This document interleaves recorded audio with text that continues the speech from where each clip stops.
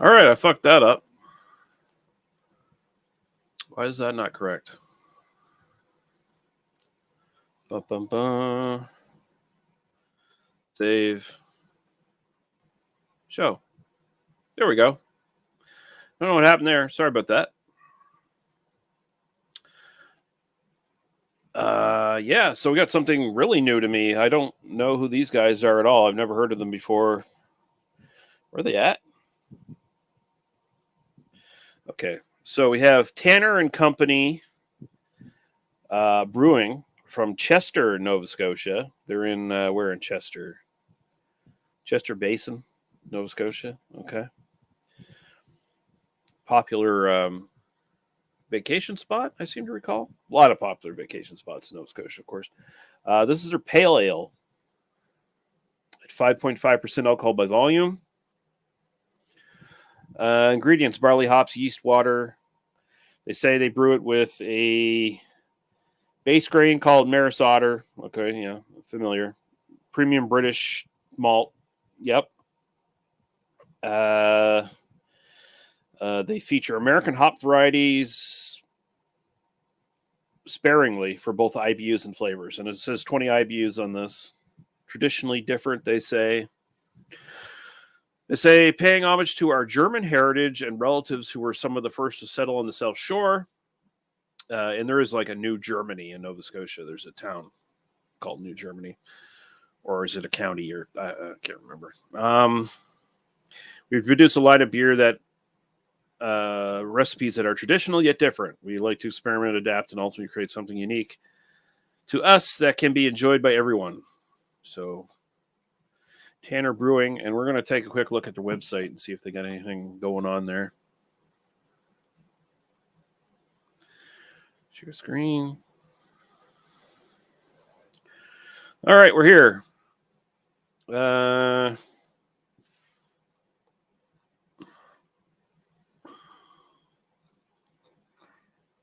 Assume we go to online store to find their shit.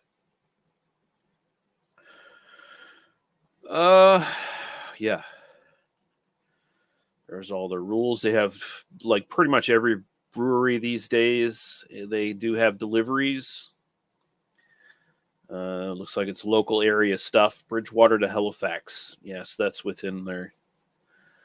It's a good little range there. Have to have a $50 plus order to qualify for free delivery. Yeah, that's not bad. Okay. Delivery area: Halifax Peninsula, Dartmouth, Bedford, Larry Utic, Lower Sackville, Middle Sackville, Timberlake, Tantallon, Hammonds Plains. They don't deliver via Canada Post because we're still a backwards nation. Okay, so let's see what they got for beers here. Bottles and cans. There we go. That's where I want to go. Okay, so we got the pale ale here, which is what we're doing right now. They have a Sauvage Goza. They say in continuation of Sauvage series. So, okay, so Sauvage is their series, and Goza is just one in their series. Native to Nova Scotia yeast. Oh, they got the fucking eBay float on the picture thing. All right. So we did the pale ale. Anything different here in the description? English malts, American hops. Yeah, they don't say what hops they imply or employ. Then they have Sauvage, just something called Sauvage. Local NS yeast strain. Okay.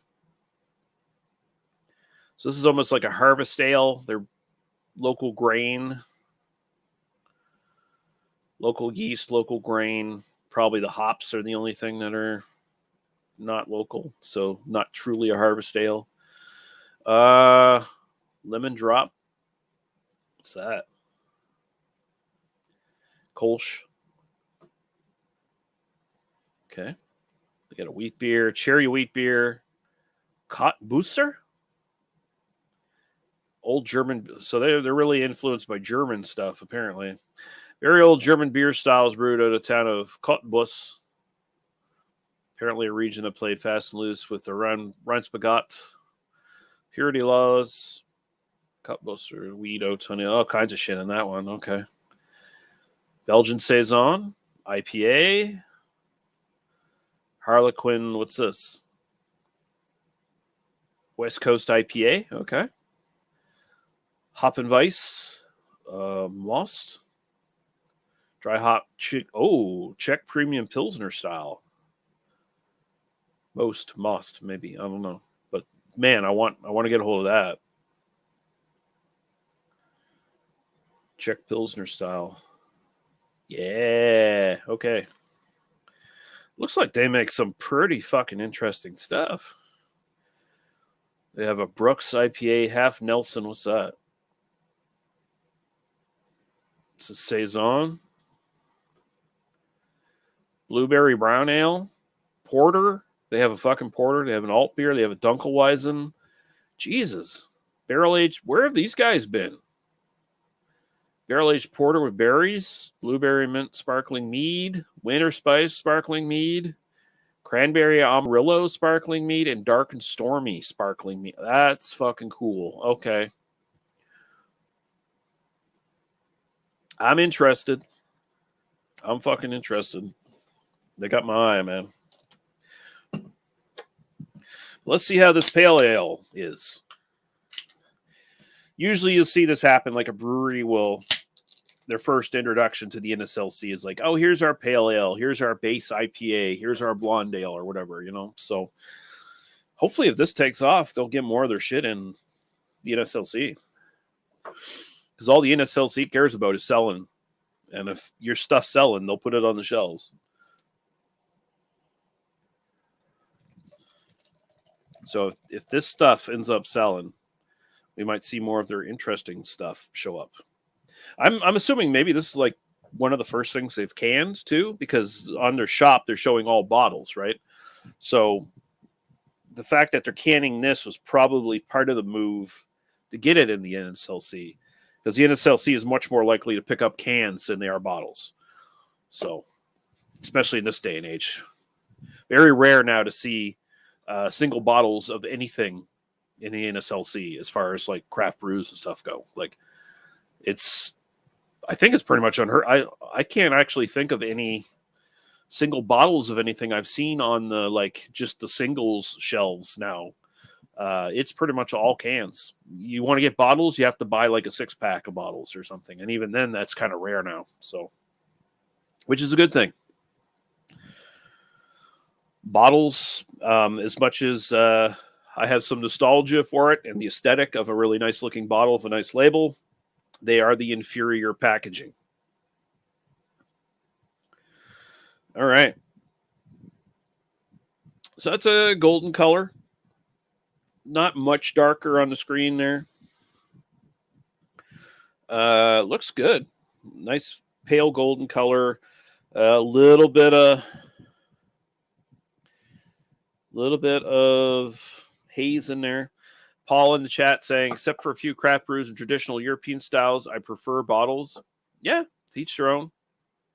Oh, he says cans, I mean, sorry. There we go. That actually makes more sense now. I thought you were a crazy person. Oh, wait, you are a crazy person. But, you know.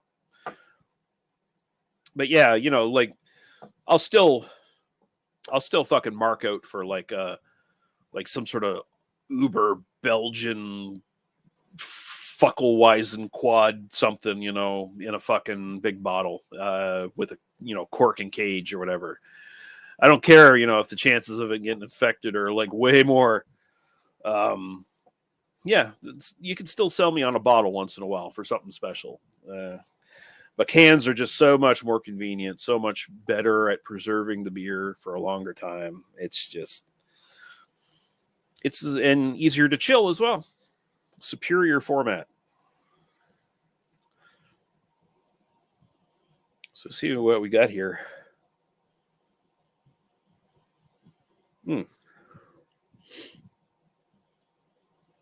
So there's a slight Britishness to this. And they say they use the Maris Otter in this. So you got like a nutty caramel kind of character here.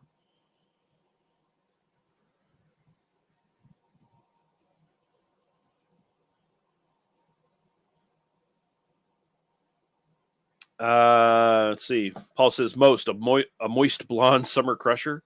No, what did they say most was? You know what? You're gonna make me go back to the fucking website here for a second.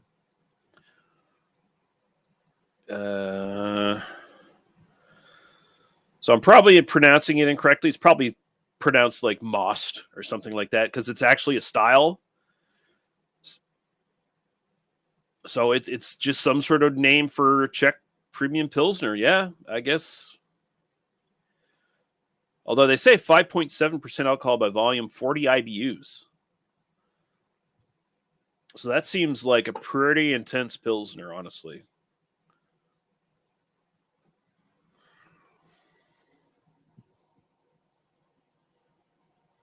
But this one here, the Pale Ale. That's pretty malt forward, man. That's the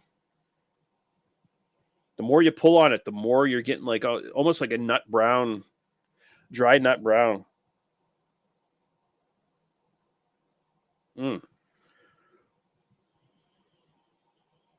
So I assume I'm getting like they say they use American hops, but it feels like there must be something also more Britishy in there as well, along with the Maris Otter malt.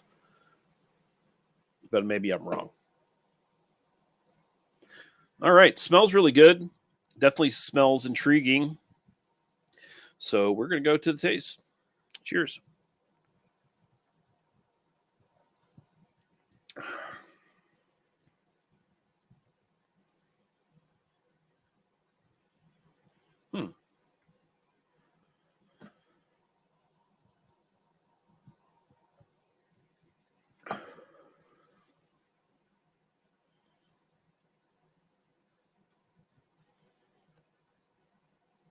Very very malt forward. Whatever American hops you're using in this, I'm not getting much in the flavor. Like there's a slight floral quality to it, but for the most part, it is the malt that's driving the flavor in this. So very like it's almost like a lighter version of a nut brown ale, although the body is fairly, lower medium to medium kind of body to it. It feels like a substantial pale ale.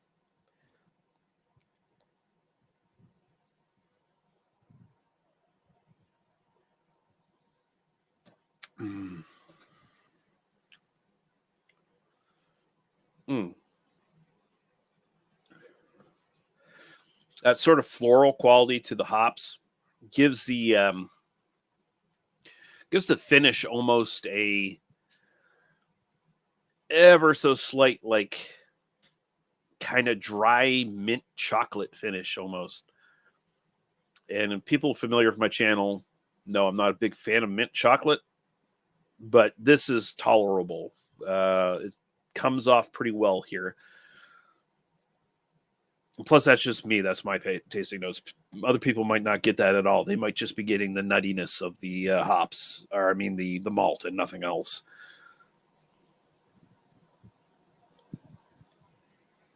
20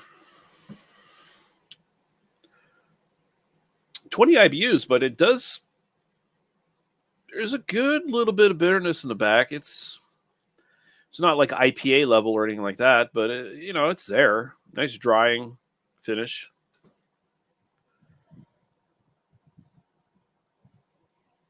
CB Fall saying fantastic review, Lee. Yes, thank you, sir. Always appreciated.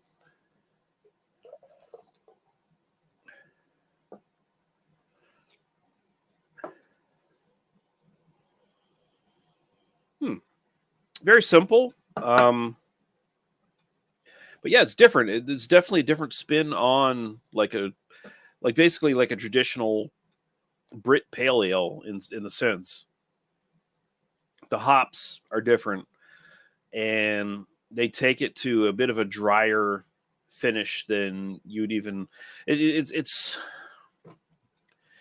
not the earthy copper coin dry finish. It's slightly to the side of that. Like I said, there's some sort of floral quality to it that I can't quite nail, but it's nice.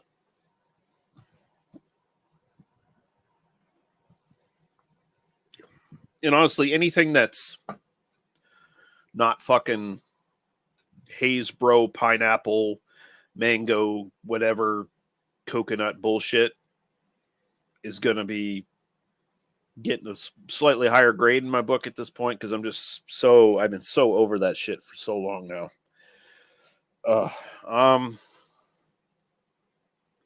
This is worth a try, man. It's not super interesting. There's not a lot going on. It's a very easy drinking beer, kind of a floral nut brown almost, but a little lighter than that, of course. Just by looking at it, you can tell that. Drinks easy, has a little bit of body to it. This is really good. Like I said, I'm interested in seeing what else these guys have because looking at their page, they've got some really interesting stuff. Like this feels like it's almost like the fucking boring normie beer that they're putting out here, which is usually the case when you're getting like your first beer into the NSLC or whatever. You put out your boring normie beer to attract customers and sales, and then maybe some of your cooler beers show up. So I'm hoping more of their cooler stuff shows up. Tanner and Company Brewing. They're pale ale. Style-wise, hard to rate because this is kind of a hybrid pale ale in a way. It's definitely not traditional in any sense, really. I'm going to give it a nice 7. I think it could be better, but it's pretty good and interesting for what it is. And my own personal preference, I'm going to throw a 7 on as well. I like it quite a bit. I think I'm going to pick it up again. It's nice. And not all beers need to be bangers that just, crush it every time, just blow your taste buds shit. Sometimes you just want a nice, easy drinking beer, and that's what this is. So there we go. Thanks for watching, guys. Wow, this one went in 18 minutes. Sorry about that. But yeah, we're going to quit it now, and I'm going to take off. This last review for tonight. Have a good one. Bye-bye.